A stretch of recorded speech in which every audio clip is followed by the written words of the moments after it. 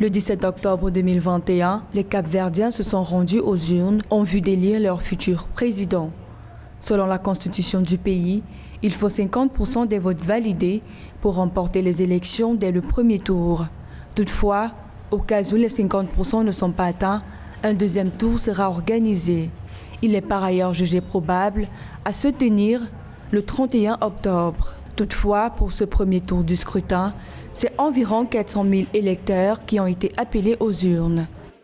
Voilà, donc la presqu'île du Cap-Vert a réussi véritablement des performances au plan politique, avec une stabilité institutionnelle et démocratique.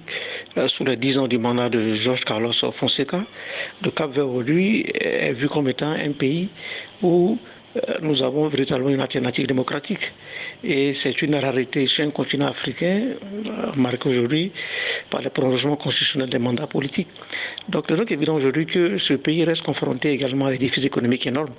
Pour la course au siège présidentiel, 7 candidats sont en liste. Cette course sera donc tranchée entre les anciens premiers ministres Carlos Veiga et José Marina Neves, considérés comme favoris de ces élections, entre les juristes Elio Sanchez et Casimiro Pina, l'ingénieur naval, le candidat indépendant Fernando Delgado, le médecin Gilson Alves et le vétéran Joaquim Monteira.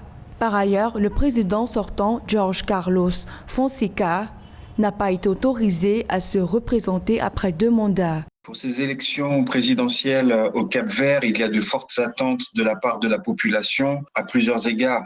Premièrement, il y a eu une crise sanitaire qui a frappé de plein fouet l'archipel, puisque nous savons que le tourisme représente 25% du PIB du Cap-Vert. À cet égard, il convient de redresser l'économie et de retrouver les standards habituels en termes de croissance économique. Le deuxième enjeu sera bien évidemment celui de sortir 1/5 de la population qui actuellement est touchée par une pauvreté structurelle, avec moins de $2 par jour. Et il y aura un enjeu fondamental autour de l'économie, puisque cette économie capverdienne doit entrer dans les différents défis qui sont les siens. Le Cap-Vert a pour principal challenge de se sortir de l'ère Covid-19, qui est dévastatrice pour son économie, selon des observateurs.